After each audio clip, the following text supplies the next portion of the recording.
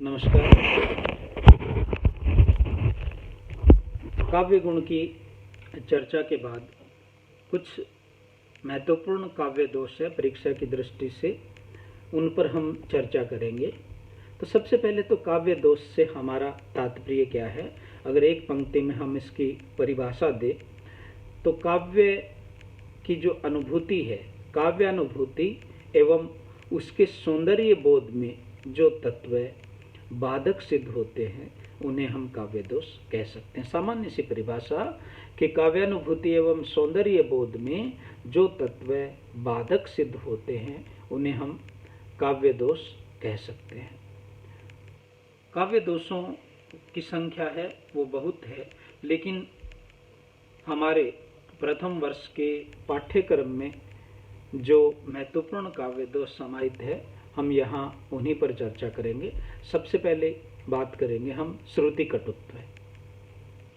इसे हम दुस्सर्वत्व भी कह सकते हैं। तो श्रुति कटुत्व, श्रुति का अर्थ कान है और कटुत्व का अर्थ हो गया सुनना, ठीक है, कटु।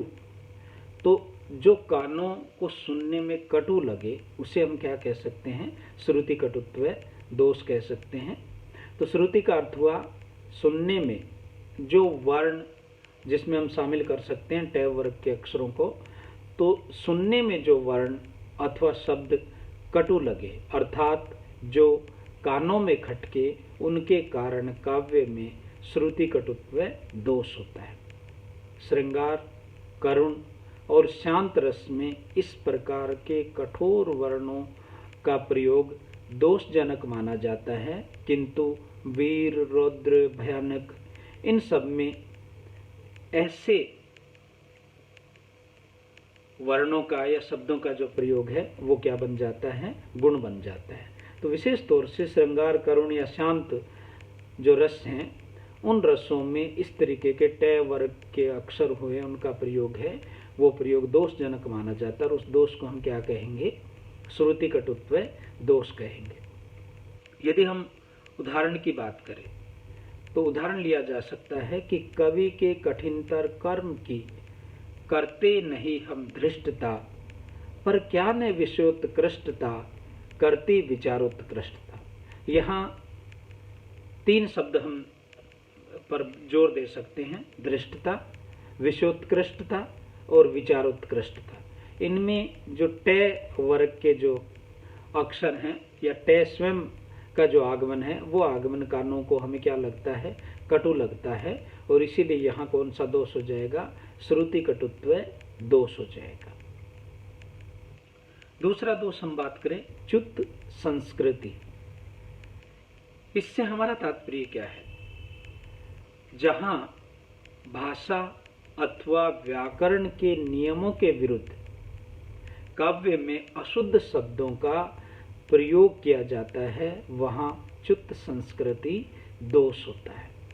भाषा अथवा व्याकरण के नियमों के विरुद्ध जहां कविता में अशुद्ध शब्दों का प्रयोग हो तो वहां हमें क्या ध्यान रखना चाहिए, कौन सा दोष होगा, च्युत संस्कृति दोष होगा। जैसे एक पंक्ति हम देखें कि इस निराशता को छोड़ो तुम आशा से लोका।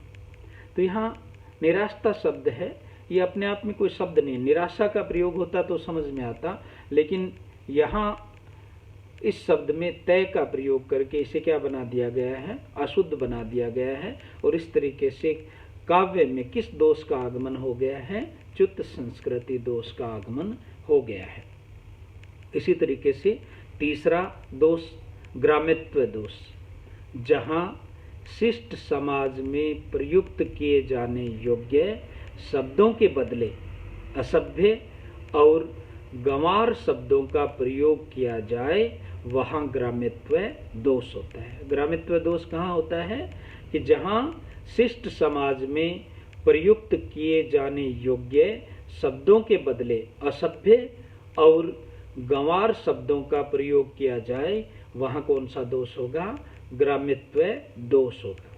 जैसे उदाहरण, मूड पे मुकुट धरे सोहत गोपाल है। तो मूड शब्द ब्रज भाषा का जो ग्रामीण अंचल का शब्द है वह शब्द है और मूल का अर्थ मस्तक होता है, लेकिन कविता में इसका प्रयोग होने से यहाँ कौन सा दोष हो गया?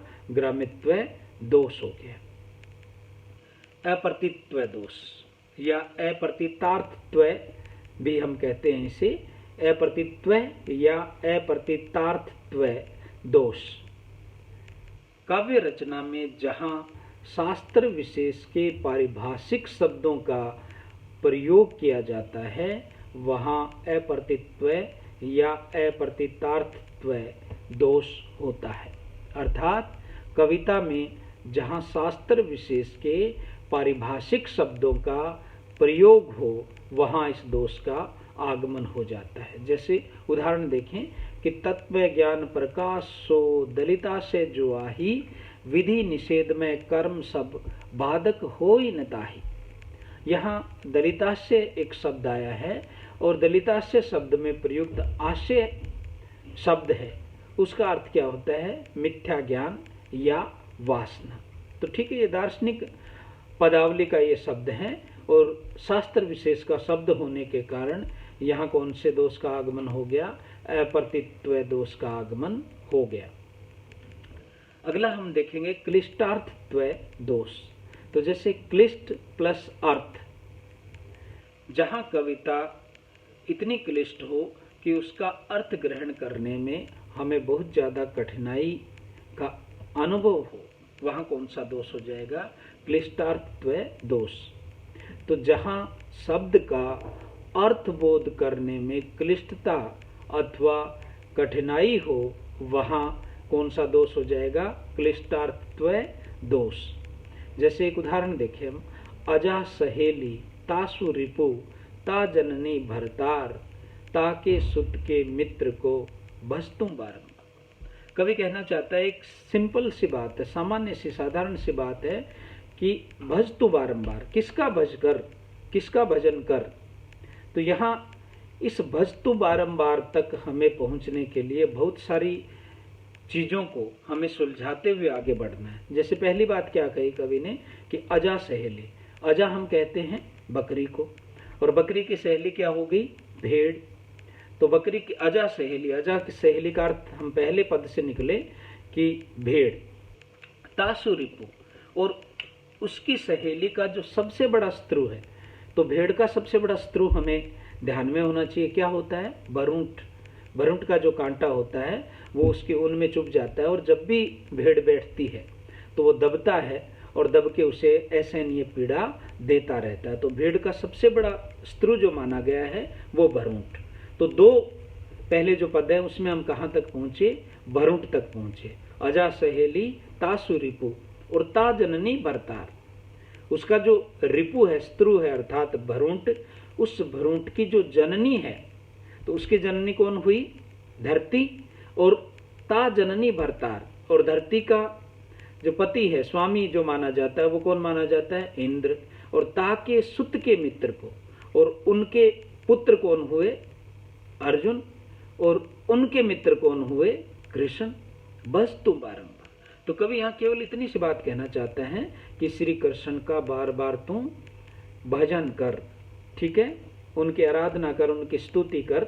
लेकिन यहाँ तक पहुँचने के लिए वो अर्थ को क्या कर देता है? क्लिष्ट। एक साधारण सी बात कहने के लिए कवि खूब यहाँ पाठकों को घुमाता है। तो यहाँ इस तरीके से कि जहाँ शब्द का अर्थबोध करने में या वाक्य का अर्थबोध करने में जहाँ हमें कठिनाई की अनुभूति होती है वहाँ कौन सा दोष होता है? क्लिष्टार्थत्व दोष होता है। धन्यवाद।